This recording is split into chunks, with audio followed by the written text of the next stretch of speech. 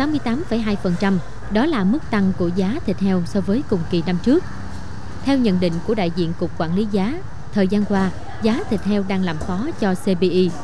Dẫn chứng là giá các mặt hàng thực phẩm tăng 14,28% so với cùng kỳ năm trước, làm CPI chung tăng 3,23%. Trong đó, riêng giá thịt heo tăng 68,2%, làm CPI chung tăng 2,86%. Giá thịt heo tăng cao chủ yếu là do thiếu hụt nguồn cung.